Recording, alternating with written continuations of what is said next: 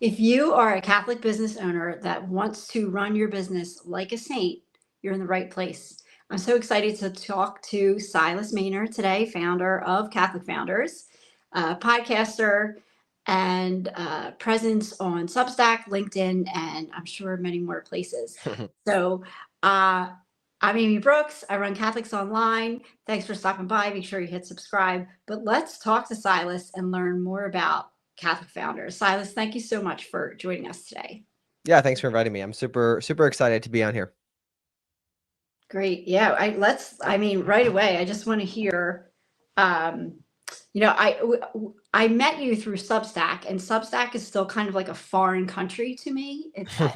I felt like I should be present there because there's always changes in the in the environment on social media, and LinkedIn is another place where I really decided in 2025 I needed to be, I want to be.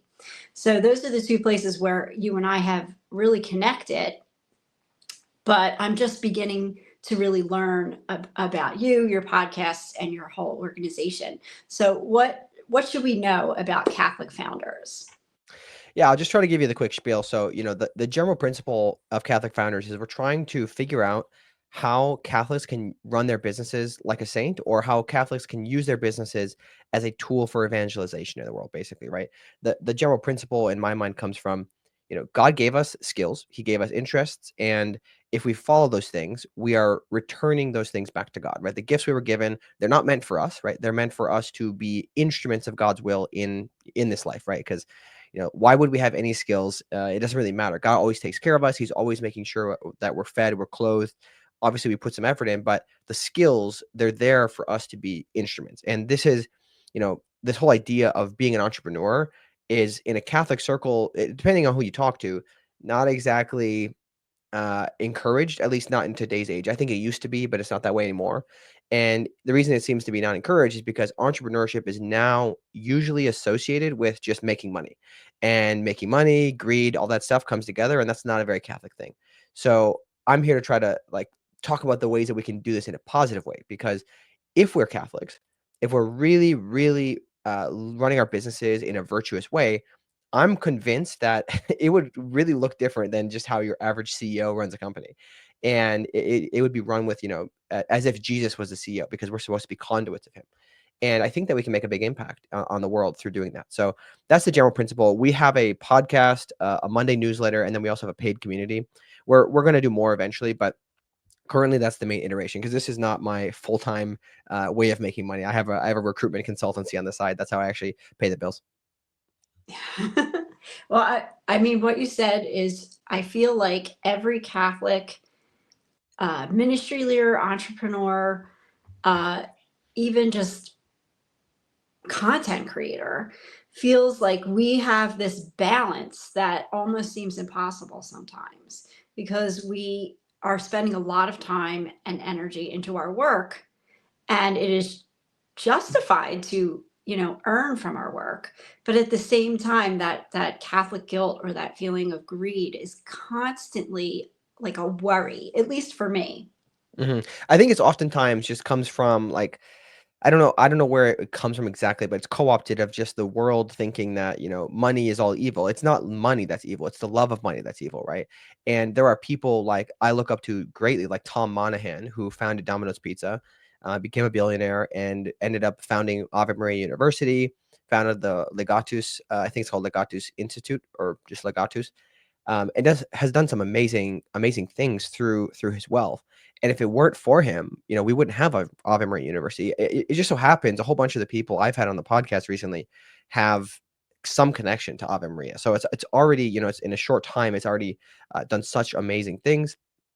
And then I look at a more local example. So the church I grew up going to was originally, an old Gothic church that kind of got modernized in the 50s, and then there was a fire. That's why that happened. And then it was about to be shut down at one point. And the person that there's a person who was from this area who had, I think, sold his company for about $100 million, give or take, and used a huge portion of that to restore this church to a high Gothic church. Basically got a 99-year lease from the diocese, and brought the Latin Mass to it.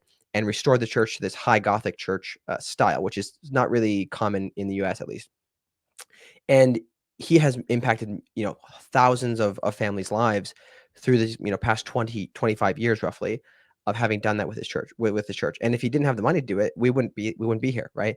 So it's affected my life personally. And just seeing somebody like this who is, started with nothing and is also planning to leave the world with nothing. He's gotten rid of pretty much all of his possessions. He doesn't have a big house. He lives very quietly with his kids, and he's going to end his life, in a quiet way. So just like Saint Joseph. So I don't see why we can't pursue these things. What a great example. Yeah, I know about Tom, the Domino's pizza guy, because Matt Pinto, who started Ascension, who's now retired, does a Catholic Entrepreneur podcast. And I listened to that and I was like, wow. And I try to tell myself that because, there is that inner struggle, I find. It might just be me, because the virtue of poverty is supposed to be something we embrace.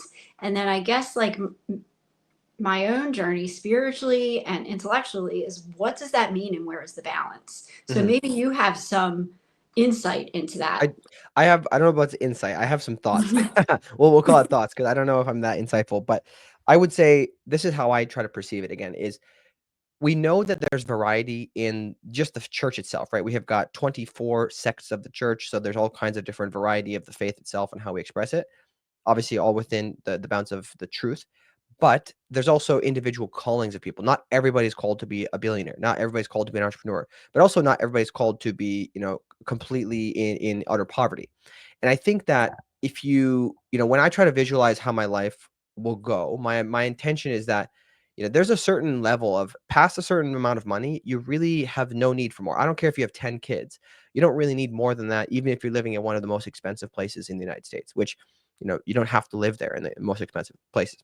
So what do you do with the money beyond that, right? If you become a multimillionaire or a billionaire, you can use that money even more than other people because you're not worried about having a nicer yacht or getting a bigger house, right? And in some ways, you're actually making a greater impact.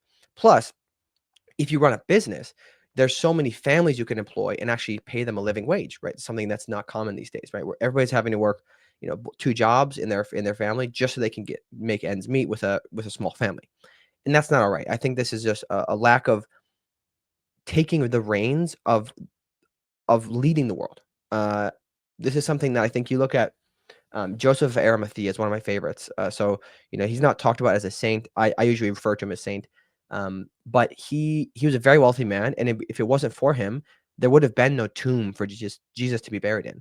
And just to put it in context, he was so wealthy and powerful and influential at that time that he was able to get an audience with Pilate. He was part of the Sanhedrin, so he was a very influential person. But he used his wealth for good, and he gave. And I think that if we accept that these skills were given to us by God, then we know what's the reason. Like, we don't know what exactly the reason is, but we know there is a reason because God never does anything unintentionally. And so I just view it this way: if we all lean into this entrepreneurship angle, if we're not pursuing it for the sake of wealth, okay, this is very important. We cannot pursue just to have money because that will never make us happy, and that is not the purpose of life. The purpose of life is to know, love, and serve God. But we have this mission on earth as well. And if we do this, we could lead the world in technology. And this is a time with AI kind of eating everything, where we need more than ever Catholic entrepreneurs to lead technology because many people aren't thinking through the same lens of morality as we are. At least I hope that we have the right lens of morality. But we could have, Steve Jobs, Elon Musk, those people who have shaped the world in many ways. If they were deeply Catholic and virtuous people, I mean, just imagine how different the world would be. So I would just pose that as the alternative, right? You don't have to pursue the wealth. You can still pursue a mild, modest lifestyle, but you were given skills for a reason. Do not bury them, just like the parable of the talents talks about. So use those skills God gave you and shape the world for the better, knowing that you're not doing it for your own desires, but you're doing it because you feel God is giving it to you. He has given those desires to you, and you got to lean into them. So great. So great. So many good things. I never thought about how Joseph of Arimathea got was given the time and attention by Pilate, before. So it wasn't just the fact that he owned this tomb, but he must have been important enough where Pilate gave him 5 minutes of his attention. That's amazing. I love that. Great thought. Great thought. Uh, I was distracted by it. Yeah, I mean, I think of Hallow and how great they're doing, and how you're right. You're right, because speaking of Elon Musk, you recently interviewed someone who's Catholic that when I was listening to the interview, I said, this guy sounds like a Catholic Elon Musk. Would you like to share a little bit about like your podcast and that particular episode? Yeah, sure, I can talk about that. So this specific episode was with a fellow named Will O'Brien. He's an Irish gentleman who's actually recently come back to his faith. He's based in Silicon Valley now, and he's building autonomous vehicles for the ocean. So he's kind of working on almost like a climate tech related company to restore under ocean infrastructure that will keep fisheries working and everything. And he's a very gregarious person that you kind of like you can't help but be like, wow, this guy's amazing, right? You just get stars in your eyes when you talk to him. And that I would say that one of the biggest pieces of that conversation was we were actually discussing this idea, like how do we feel about pursuing wealth? How do we feel about the idea of becoming a billionaire one day? How do we feel about wanting to achieve things in this world? And that was a big theme of it. And we talked about other things too, but um, I just think that I guess if you put it in context of what he's thinking about, his idea is that, and it stems very much from the call in Genesis to subdue and dominate the earth, right? Not in a way that's like we use the earth, but we are stewards of the earth. And so he has this idea called the stewardship economy, where if you can learn how to work with, he calls it read and write, so understand and then also deploy technology in the ocean, in the air, whatever, to help kind of you'd say steward these realms like the air, the ocean, things like that. Then you can learn how to become more dominant over the earth. And it's not in a way that's like we're playing God, because God gave us the ability to be creative. If you think about it, one of the core, in the Bible, it says God created man in his image and likeness. He doesn't mean how we look. It's not about, we have beards and we look a certain way in shape. It has nothing to do with that. It has everything to do with the nature of our being, which is co-creators. So to be more God-like, you could say, is to be more of a creator, right? More of a co-creator. We can't create new things, but we can create within the bounds of what he's given us. And this is just maybe one of my pitches for creators in general, content creators, but also entrepreneurs, because entrepreneurship is a an action of creation of sorts, right? So I don't know exactly if that answers some of the things you want to talk about, but I really find this fascinating, this idea that through leaning into entrepreneurship, we can actually come closer to God. I totally. And I love how you explain like his mission. He looks at it as if from the book of Genesis, how we are to be stewards of the earth. And that in the female circle of where I am, Catholics Online, a lot of creators, there's this phrase and hashtag created to create. So absolutely, totally. And I was thinking, like, I don't know if people are watching and they're like, but we're called to poverty, like that kind of like tug of war. Recently, it kind of came upon me that, because where I started in the online world maybe 10 years ago now. And I came across a ministry that was doing a pilgrimage to Italy. It was called like the Shrine and Wine Pilgrimage. So they were going to these shrines and then they were drinking wine in Italy. And I thought, this is my dream vacation. But Yeah. I can't. I don't have the money. There was all these different things that at that moment in time, I couldn't do it.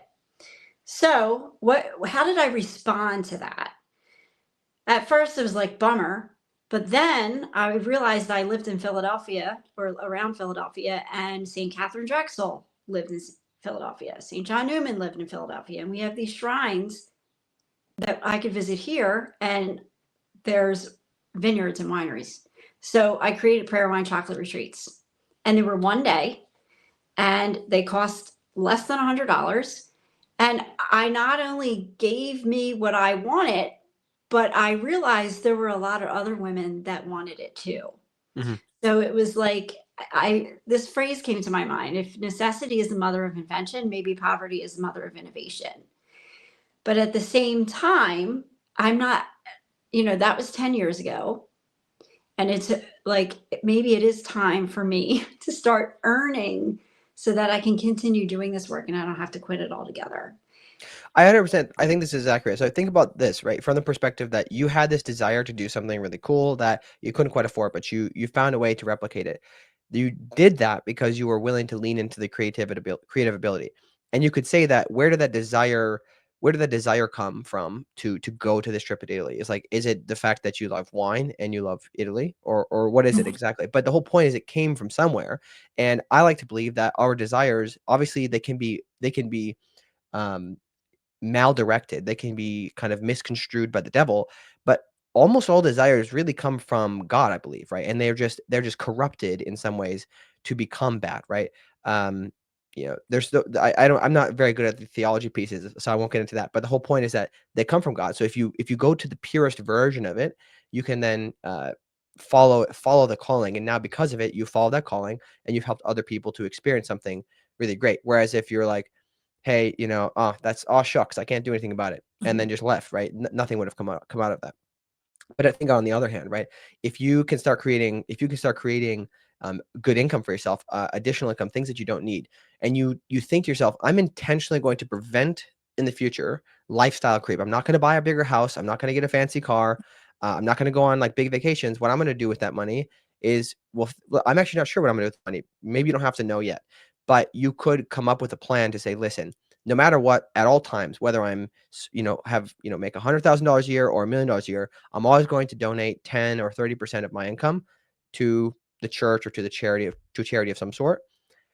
And then you can think of, here, my big goals. One day I want to build a school. One day I want to send 15 women who were like me, who wanted to go on that retreat to Italy specifically, and they can't afford it. I'm going to send 15 of them because I have the financial means to do so.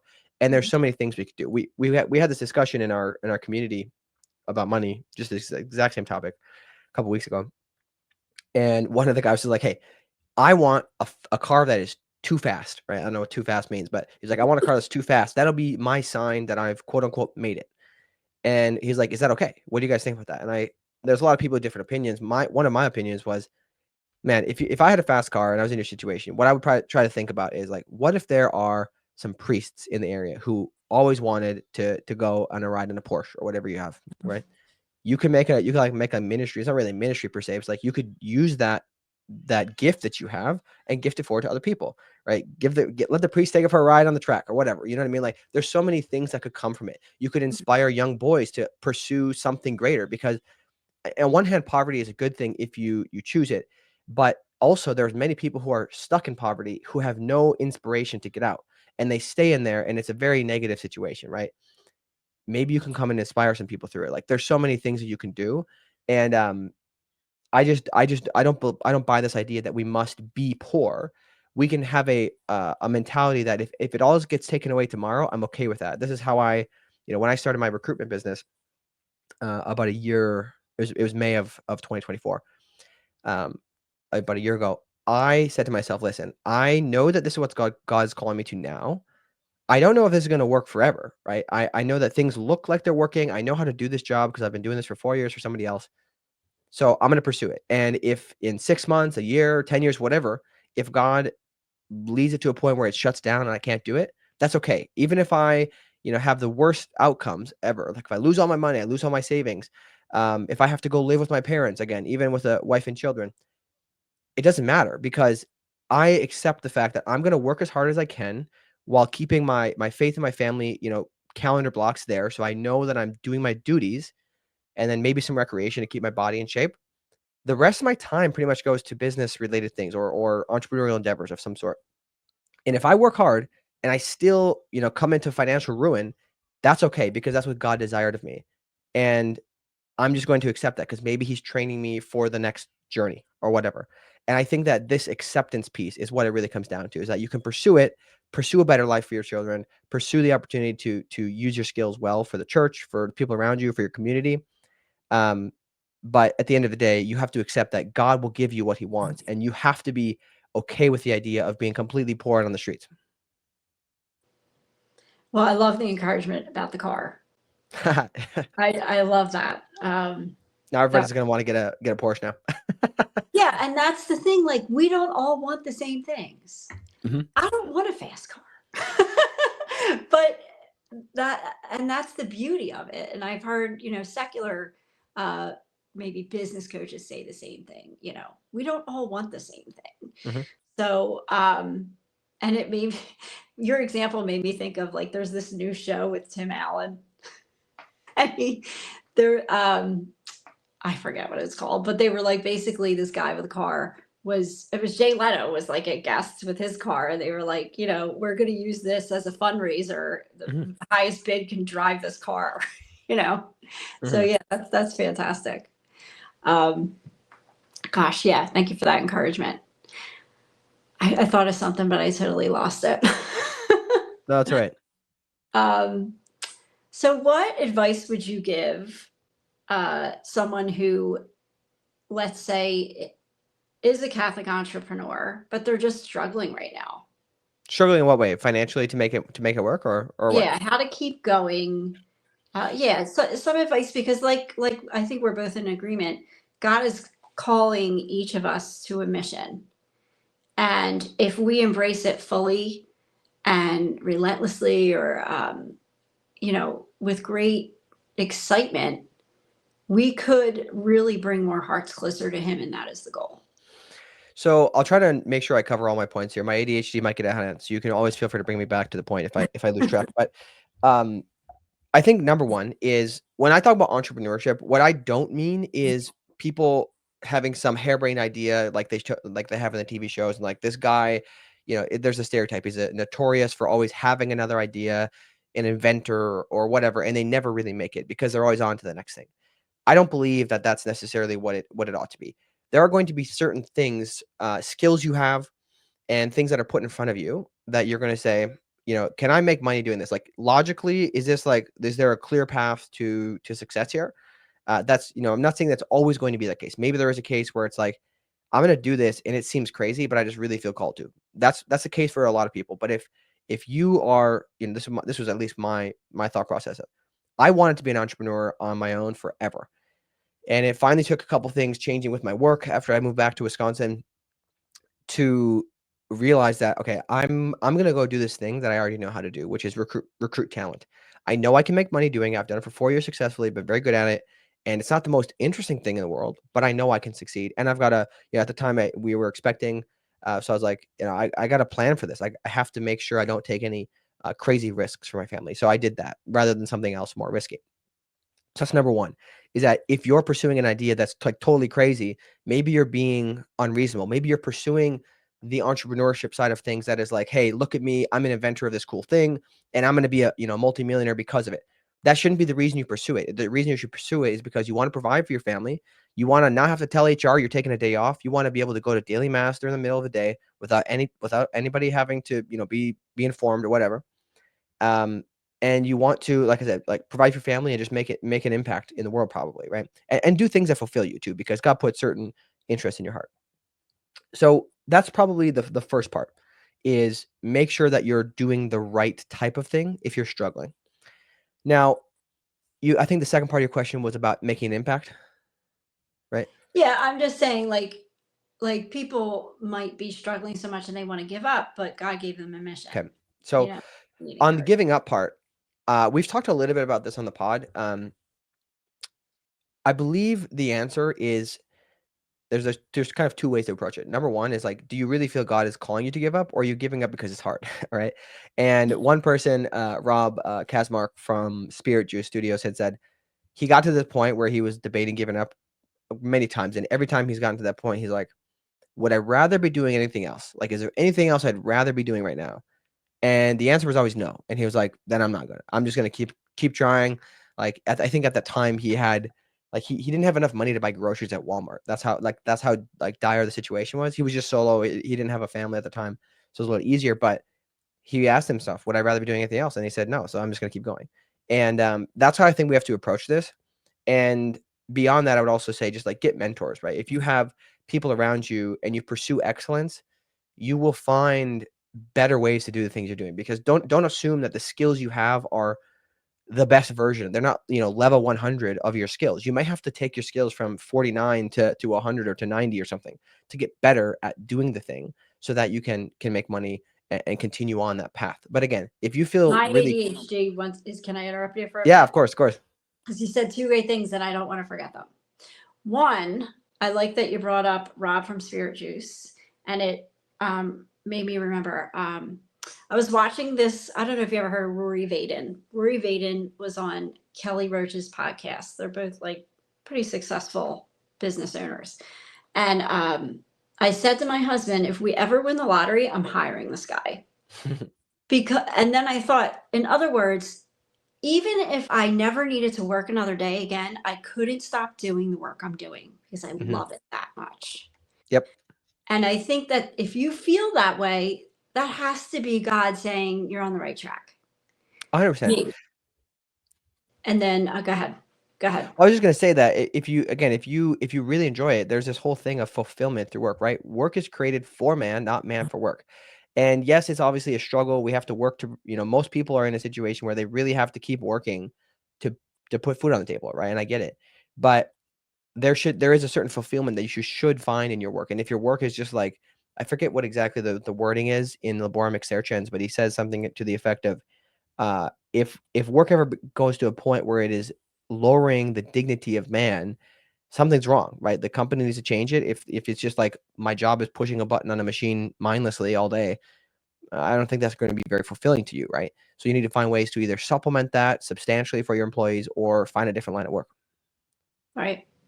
And then another thing you said was you talked about the community that you surround yourself with and getting mentors. And I just want to like pause here because one way that we actually had set this up was because I run this community called Catholics Online. And then I'm learning from listening to you that you also not just have a podcast and put out a newsletter, but you also are a part of a community. And that's so important. That's so important for us that we surround ourselves with people who put God first, but are determined and have a work ethic and are like on fire for the gospel, for Jesus, and for the work that He's given us. So I had to plug Catholics I, Online there too. No, I think Catholics Online is great. There's so many different communities that are very important to have, and I believe in the importance of community because number one, like, if you find the right people, you can talk about things that you can't talk about elsewhere, right? For me, the biggest struggle is usually finding other Catholic, youngish people or Catholic entrepreneurs generally who are genuinely motivated and are not afraid about it, right? They want to lean into this, and that's part of the reason I built my own community because I couldn't find it necessarily elsewhere. So I wanted to build it myself. And I think that we need this because right now, most of the entrepreneurship content out there is kind of the air is sucked up by all these people who are all about just making tons of money as much as possible and flexing with their Lamborghinis and all this stuff, and that's all they care about.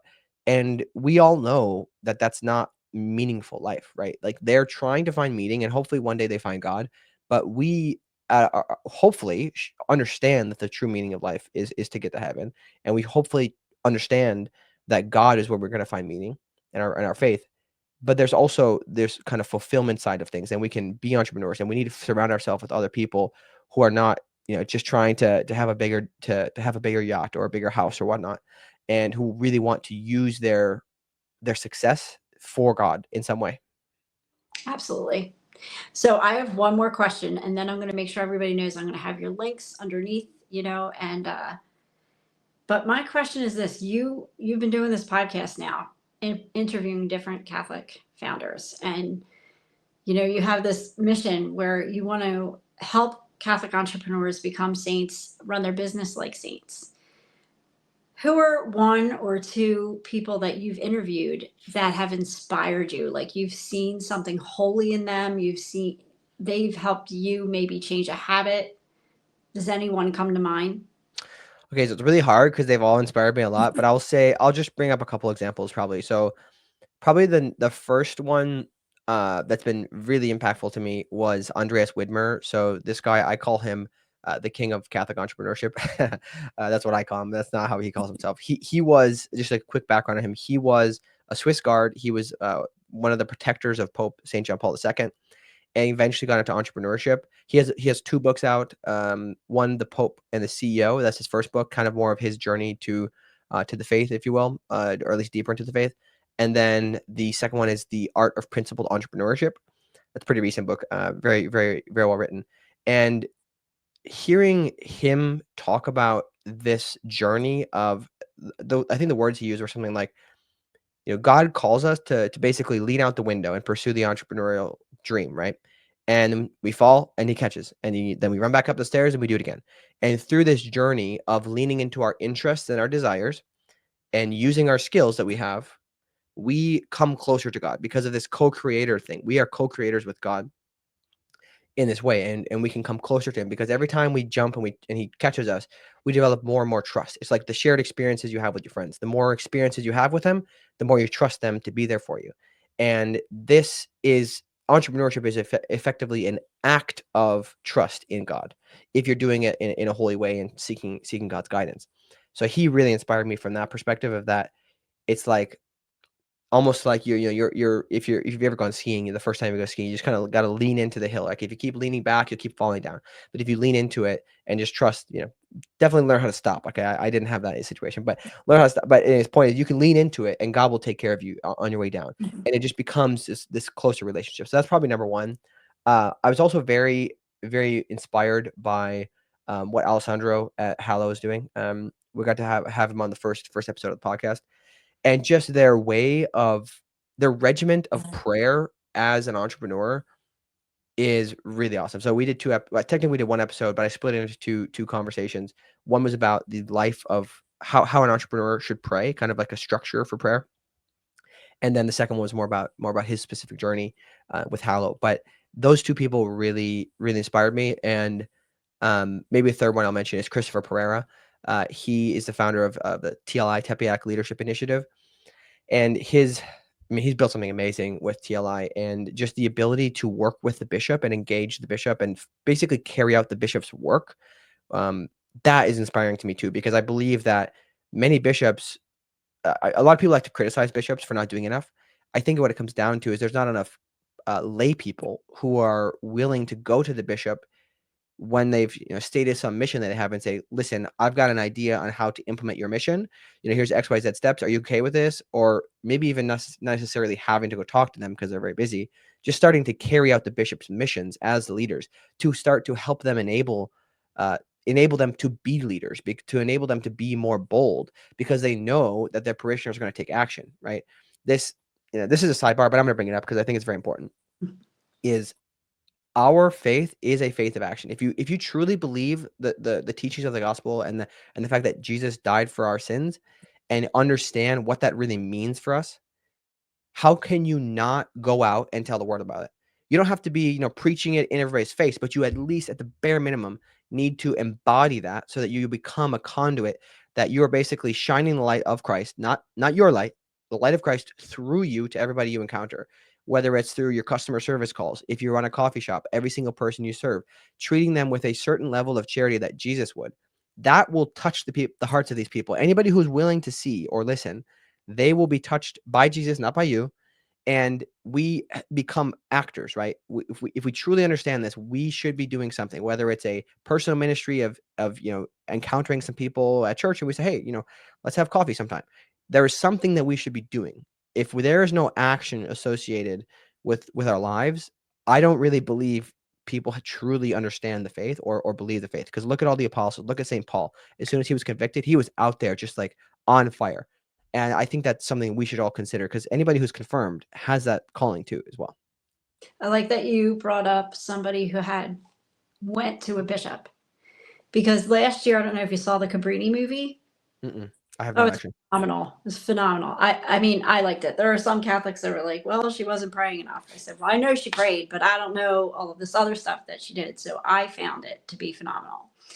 And, one thing about her, and I was thinking about her today because there's this whole thing in the Archdiocese where the Archbishop is doing this amazing initiative. but trying to get in front of anybody is very difficult. And when you look at St. Francis Cabrini, she didn't just go and they were like, okay, like they ignored her, they gave her a hard time, but she didn't give up. And Mhm. eventually they were able to work together and do amazing things. So I feel like we do need, as since we're saying this in a public space, one time probably isn't going to make it happen. 100%. Yeah, you have to have tenacity to go out and do it again. I mean, I can't even think of all the Saints who probably got shot down many, many times, right? Probably you use, Joan of Arc as a great example, like, nobody took her seriously, right? And there's all these people that wanna say, like, "Oh, this is exactly how life has to be. There's only one way to be holy and to be a saint." But if you look through, like, just some of the basic, like, most well-known saints in history, a lot of them did not follow any sort of traditional path to doing what they did. Like, they were, if you can imagine being in their times, you might have thought that person is crazy and like really, really wild. We got to stay away from them. But Yeah. the reality is that there is no one way, and God calls some of us to be. I believe more of us are called to be kind of like radical in a way that not like in a certain kind of way, but we're not willing to do it because we're afraid of what people will think of us. Right? It's a sort of vanity, right? So maybe just an encouragement to people to try again. Right? Get into sales. So you learn how to 12 contact points, and then you'll finally get through. Right, right. I know. And it used to be 7 and now it's even more because we're so inundated with information. Yeah, it's a lot. Yeah, great encouragement. I just was thinking, St. Catherine Drexel said, we're all called to holiness, but we all take different paths. Mhm. And Yeah. before we say goodbye, I just want to bring up one other thing is sometimes in the Catholic world, you come across people that do something similar. And sometimes an instinct is, oh no, they're doing what I'm doing. Mhm. But we know that God made us so unique and unrepeatable that even if we have a similar mission, it's going to look very different. And this is my message for, our community is based on collaboration over competition. The devil is trying to make you feel scared. And if we really embrace our faith, collaborating with the people that are similar to you are going, God will never be outdone in generosity. Mm, mhm. Amen. I I will think that, say, I just wanna add to that because this is something I've encountered a lot, is that it seems like people are very territorial within the Catholic, economy, if you will, and there needs to be thousands of these missions. Like, there is, like, again, in the US, there's a lot of people. There needs to be thousands of these missions, even if they're identical, because there's so many people to be touched. And if things are going really well, maybe you merge with other people. Like in any successful, venture investing world, usually you want to see a lot of people competing for the same space because there's market to be had there. And the market for any sort of ministry is the world, the entire world. So there's yeah, plenty of opportunity, and this point of generosity is very, very like poignant. I think it's really, really good that you bring that up, because if we are not willing to share and collaborate, we are being selfish. We are falling into all of the things that people accuse, or that I guess you could say secular entrepreneurs are falling for, and yet we're trying to say, "Oh no, I'm pious, I'm holy, I'm not pursuing money." But if you're very territorial about your space or everything, you're doing the same exact thing, just with different coloring, right? And the devil is just trying to use that as division. So do not fall for that. yeah, and not to make anyone feel bad, I think that when we do these amazing things for God and we're so excited about it, the devil is. I'm going to try to. I was going to say pissed. Yeah, My Philly is going to very come upset. out. So there's spiritual attack, and we just have to be aware and almost like not compliment it, but I mean, when you're doing something that makes God happy, you're going to make the devil angry. Uh So huh. Yep, absolutely. yeah, And it's just another way to in you can think about it this way. God allows the demons to tempt us and to attack us, but it's meant to drive us closer to God, right? So we need to recognize that and not lean into our own power, because we'll always fail. We always must lean into God's power. amen. Wow, this was an amazing conversation. I hope you enjoyed it as much as I I did. did. This has been a lot of fun, Amy. Oh, great. And so everyone has to follow Catholic Founders on Substack. He's got like this great podcast, which he mentioned a couple episodes, which we want to listen to. And I will put some links below, and subscribe. And if you have any questions, please, fill the comments up, and we'll get back to you. So Thank you so much. thank you so much. God bless you and have a great day. Bye You bye. too. I'm not ending with you. I'm just ending the recording. Cool. I'm sorry.